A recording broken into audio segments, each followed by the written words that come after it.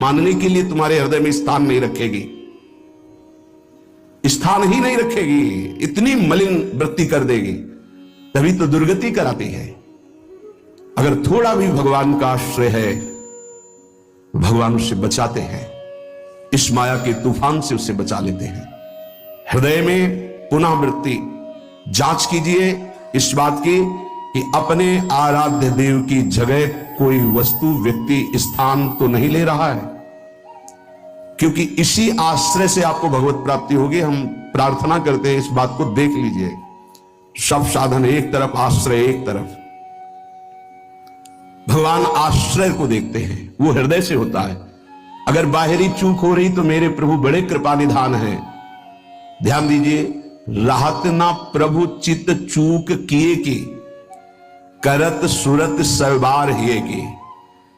हृदय से इसने मेरा आश्रय लिया, बस।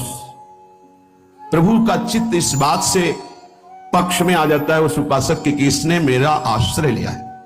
राहत न चित्त प्रभु चूक किए की, चूक हो गई, गलती हो गई, प्रभु बिल्कुल क्षमा कर देते हैं उसको, क्योंकि आश्रित है, मेरी दुरंत माया है, जानते हैं, क्षमा कर देते हैं। यदि साधन बल है तो हिसाब आपको देना पड़ेगा। आश्रित हो तो आश्रयदाता संभाल लेंगे। बड़ा सूक्ष्म विषय आश्रय का है, भागवत में इसका वर्णन है। भक्ति का तो ये मूल है, भगवत प्राप्ति का ये सिद्ध स्थान है आश्रय, हृदय में। अवगुण करे समुद्र सम, गणत ना अपनो जान, ना गणत। अगर बड़े अपराध भी बन जाए तो मेरी स्वामिनी जी गणना ही नहीं करती। किसी भी तरह से कोई भी परास्त नहीं कर सकता। खास बातें हैं। जहां किसी ने आश्रित को यह देखा कि इसमें तो ना तप है ना बल है, तो वो ये नहीं देख पाया कि आगे तो आश्रित दिखाई देता है, लेकिन गोद में बैठा है आश्रयदाता की। 5 वर्ष के प्रहलाद जी का चमत्कार कोई साधन भजन नहीं था। 5 वर्ष की तो आयु है, क्या साधन भजन है? गुरुदेव देवर्षि नारद ने आश्रय पुष्ट करा दिया गर्भ से ही। इतना जोर का आश्रय है कि इतनी भयावह परिस्थितियां आने पर भी मन डगमगाया नहीं। मेरे हरि है ना, मेरे हरि हैं, मैं उनकी गोद में हूं, वो कण कण में है। क्या दिव्य आश्रय! इसीलिए सारी दिव्यता प्रहलाद जी के जीवन में पाई गई। गुरुदेव नारद जी से पहले उनका स्मरण होता, प्रहलाद, फिर नारद। प्रहलाद नारद पराशर पुंडरीक व्यासंबरी सुख सौनक भीष्मदाल ध्यान। सबसे पहले भक्तराज प्रहलाद जी का नाम, क्योंकि 5 वर्ष की अवस्था में निष्काम धर्म की चरम सीमा में आश्रय की भारी स्थिति में प्रहलाद जी को पाया गया। ध्रुव जी भी महाभागवत हैं, पर पहला नाम नहीं लिया गया, क्योंकि उन्होंने अटल पदवी की आकांक्षा की। निष्काम धर्म की चरम अवस्था प्रहलाद जी की, नरसिंह भगवान प्रकट हुए और पूरी लीला करने के बाद प्रहलाद जी को गोद में बैठाल के कहते, मेरी आज्ञा है, आप वरदान मांगो। हाँ प्रभु, आपकी आज्ञा का पालन करने के लिए वरदान मांगता हूं कि मेरे हृदय में कुछ मांग ही न रह जाए। ये क्या वरदान? मेरे हृदय में कुछ मांग ही न, आपको पाने के बाद अब क्या मांगू, क्या पाऊं? आश्रय, दृढ़ आश्रय। ये देहाभिमानी की समझ में नहीं आएगा। भगवद आश्रय, हृदय से, आर्त भाव से, जितनी दिव्यता वो सब आश्रय में विराजमान रहती है। इसलिए नाम आश्रय, धाम आश्रय, रूप आश्रय, लीला आश्रय, ये सब उसी परम आश्रय के खंभे हैं जिनके ऊपर प्रेम महल बनता है। इसी प्रेम महल में अद्भुत विलास और उसी में आपका प्रवेश, प्रेम विलास में। नाम रूप लीला धाम, ये महल के खंभे हैं, प्रेम महल के। और आश्रय, दृढ़ आश्रय आराध्य देव का। कैसा दृढ़ आश्रय? यह जोरी अविचल वृंदावन, नाहिन आन सुकाज, नाहिन आन सुकाज। मेरे प्रिया प्रीतम, हमारे माई श्यामाजू को राज। देखो आश्रय, मेरे प्राणनाथ श्री श्यामा शपथ करो तृण छिए, कसम खा के कहता हूं, हृदय में केवल श्यामाजू का आश्रय। आचार्य चरण कह रहे, मेरी महारानी श्री राधा रानी, जाके बल में सब सो तोरी, नाहि नान सुकाज, शपथ करो तृण छिए। सबसों तोरी लोक वेद कुल कानी, मेरी महारानी श्री राधा रानी। ये महान पुरुषों ने आश्रय को अपने हृदय की कृपा करके परिचय दिया, तब समझ में। आश्रय सच्ची कहते हैं, आश्रय एकमात्र आश्रय नहीं। ऐसी धूल भरी आंधी कि तुम समझे नहीं पाओगे कि साधन कर रहे हो कि असाधन कर रहे हो। श्रीपाद धाम का दृढ़ आश्रय लिए हुए हैं। करुणा करके वर्णन करते हैं कि मेता भाद्रिग्भाग्यम मम कलुष मूर्तेरपि भवे, निवासो देहांतावधि यदि श्री वृंदावन भुवि, तयो श्री दंपतयोर नव नव विलासैर्विहरतो पदज्योति पूरे रपितु मम संगोनुभविता। श्रीधाम वृंदावन भूमि मुझे स्वीकार कर ले। चिदानंद है भूमि, भगवत स्वरूप है। हे वृंदावन धाम मुझे स्वीकार कर लो। मेरा परम सौभाग्य होगा यदि अंतिम समय में इस रज में प्रियाजू का नाम उच्चारण करते हुए अपने शरीर को त्यागूं। बहुत दुर्लभ बात है। हे वृंदावन धाम मुझे सौभाग्य दीजिए, मैं आपकी रज में पड़ा राधा राधा ऐसा पुकार रहा हूं और मेरी अंतिम श्वासें पूर्ण हो। ये हमारे सौभाग्य से नहीं होगा, ये हमारे साधन से नहीं होगा। हे धाम, ये आपकी कृपा से होगा। अहो भाग्य जिनको ये परम लाभ मिलता है। शरीर में रज लगी है, मुख में चरणामृत है प्रियाजू का, और नाम उच्चारण हो राधा राधा, और शरीर पूरा हो गया। अनंत जन्मों की बिगड़ी बन गई। जीवन भर प्रयासरत रहते हैं, अंतिम में पता नहीं चित्तवृत्ति कहां फंस जाए। खास बात समझो, महापुरुषों के चरित्रों को पढ़कर देखा, महापुरुषों की बातें सुनी है। किसी का अंतिम समय ऊपर आम के पेड़ में आम की वृत्ति लगी, कीड़ा बनकर। किसी की गीता की अवस्था में 2 मोहरें लगी, वहां चित्तवृत्ति गई, सांप बन गए। बड़ा अंतिम समय का फाइनल समय बहुत विचित्र होता। कल्याण तो होगा ही, पर वृत्ति के अनुसार उसका एक बार जन्म होगा। इसलिए श्रीपाद कह रहे हैं कि वृंदावन धाम हम पर कृपा कर दो। ये कृपा का विषय, यही है आश्रय का फल। ये कृपा का विषय होता है।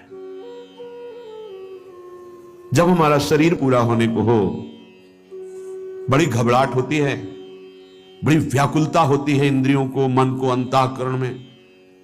उस समय यदि भगवत आश्रय नहीं है तो जहां कहीं थोड़ी भी प्रियता रही होगी उसकी याद आ जाएगी। बैंक बैलेंस की, पुत्र की, परिवार की, पत्नी की, किसी की भी उस समय स्मृति आएगी। या आपने प्रभु का आश्रय नहीं लिया, उत्तम भजन नहीं हुआ, तो आपने जो अशुभ किए हैं वो आपके सामने सीन पैदा कर देंगे। उसी को आप देखते हुए शरीर छोड़ेंगे, अगला जन्म उसी में पहुंच जाएगा। लेकिन धाम की कृपा एक अमोघ है। ये हित धाम में वृंदा देवी की कृपा से कहा भी था और वही अनुभव भी हुआ था कि जिस समय जीव यहां शरीर छोड़ता है तो वृंदा देवी की प्रेरणा से सखियां अंतिम समय यहां शरीर छोड़ने वाले के राधा राधा ऐसा श्रवण कराती है, ऐसा स्फुरण करा देती है, और उसको धाम की कृपा से प्रिया प्रीतम की प्राप्ति होती है। उस समय कीर्तनिया बाबा थे, तो उन्होंने कहा आप कहीं से स्वाध्याय किया क्या? उन्होंने छाती में स्वाध्याय हुआ है। ये बात की बात नहीं, वृंदा देवी ने प्रेरणा करके ऐसा अनुभव कराया हमें, तब वो बात। तो उनका जिससे कोई बोले कि कहां लिखा है, तो एक संत बैठे थे, उन्होंने कहा शरणानंद जी महाराज ने एक बात कही, तो किसी ने कहा ये तो हमने कहीं लिखा पढ़ा पाया नहीं, तो उनका नवीन लिख लो इसको। ये ज्ञान समुद्र है प्रभु, नवम नवम नवम नवम तरंगे ज्ञान की उत्पन्न होती रहती है, कुछ कृपा से उत्पन्न होती है। तो यहां ज्ञान का विषय नहीं है, यहां कृपा का विषय है। जैसे देवाधिदेव महादेव काशी में प्रत्येक जंतु को मोक्ष पदवी प्रदान करने में समर्थ है, ऐसे यहां वृंदा देवी प्रियाजू की नित्य सहचरी है। यहां धाम में जो भी आता है उनसे पास होकर आता है। उनकी कृपा दृष्टि सबका निरीक्षण कर रही प्यारी जू का महल है। अगर चिड़िया भी आती है तो उनके आदेश से आती है। आप यहां आए हैं तो प्यारी जू प्रसन्न है, इसलिए आप यहां प्रवेश पाए आए हैं। श्री राधिका कृपा बिनु सबके मनन अगम्य। अभी लौकिक तो है नहीं कि गार्ड खड़े हैं आपको अंदर आने दिया तो आप धन्यवाद दिए कि मुझे वृंदावन में प्रवेश देने के लिए आपको धन्यवाद। नहीं, यह अलौकिक है। आप आकर भी आप प्रवेश नहीं पाएंगे, वापस लौट जाएंगे। यदि महारानी जी की कृपा ना हो तो आप सोच नहीं सकते वृंदावन आने की बात। फिर यहां रहना और यहां अंतिम लीला हो जाना है तो बहुत मंगलमयी। अपने को भक्त मानते हैं और ये जो महान स्थिति को प्राप्त है वो कह रहे मैं कलुषित मूर्ति हूं, मैं आधा हूं, मैं मलिन हृदय वाला हूं। बलिहारी है इनकी चरण रज की कि थोड़ा सा भाव अपने लोगों के अंदर भी आ जाए ऐसा कि मैं कलुषित हृदय हूं। यद्यपि कलुषित हृदय हूं सत्य में, तो भी स्वीकार नहीं करता। वो तो पावन हृदय प्रेम में तो कलुषित कह रहे हैं। यद्यपि मैं कलुषित हृदय हूं, क्या मेरे ऊपर कभी ऐसी कृपा होगी कि जब प्राण निकलने का समय आवे तो वृंदावन की रज में पड़ा हूं। जीवन की इच्छा ऐसी है कि इसी रज में ब्रजवासियों की टूक खाते हुए जीवन व्यतीत हो और कोई हमारा प्रिय न हो, कोई अप्रिय न हो, बस आराध्य देव का चिंतन करते हुए शरीर छूट जाए। जो सुख अनाथ बनने में है वो सनाथ बनने में नहीं है, पक्की बात समझ लो। सनाथ तो केवल श्यामा श्याम से ही, नाथ अनाथन हित समर्थ मोहन। पहले अनाथ तो बन जाए। हम अनाथ नहीं हो पाते इसलिए दीनानाथ का आश्रय नहीं ले पाते। हम असमर्थ नहीं हो पाते इसलिए परम समर्थ प्रभु का आश्रय नहीं ले पाते। मैं कलुषित हृदय हूं, क्या मुझे सौभाग्य मिलेगा? तो इससे आपको क्या मिल जाएगा? यदि आप राधा राधा कहते यहां शरीर छोड़ेंगे तो आपको क्या मिलेगा? निवासो देहांतावधि यदि श्री वृंदावन भूई। यदि आपने यहां शरीर पूरा किया तो आपको मिलेगा क्या? इसका क्या फल होता है? बोले तयो श्री दंपतयोर नव नव विलासैर विहरतो। आहा, मिलता यह है कि शरीर पूरा होने के बाद वो अपने स्वरूप को प्राप्त करके प्रियालाल की नवीन नवीन लीलाओं में प्रवेश पा जाता है। सहचरी बपू से श्री जी के समीप। सोचो, थोड़ी देर विचार करो। आप एक नाटक में जब नायक और नायिका और उनके मिलन और उनके बिछड़न को देखकर भाव में हो जाते हैं, 3 घंटे बड़ी तन्मयता से देखते, जबकि झूठा सांसारिक बिल्कुल मलिन मायाकृत, तो जो हमारे हृदयेश्वर हैं, जिनके हम अंश हैं, जब अपने प्रभु के समीप नित्य निरंतर वास और नवीन नवीन लीलाएं शोभा महाप्रेम चिदानंद का तो नहीं, देह भाव में रहने वाले चिदानंद का परिचय क्या जाने। हमारे प्रिया प्रीतम नवनिवृत्त निकुंज उनका अद्भुत विलारो मेरे प्रिया प्रीतम। ऐसा किसी के भाव नहीं होता कि सबके प्रिया प्रीतम, ये उनका होता है जिनको अपनापन नहीं हुआ है। सिर्फ मेरे प्रिया प्रीतम नहीं बोले श्री जी सबकी, वो आपकी होंगे, हमारी श्री जी सिर्फ हमारी है।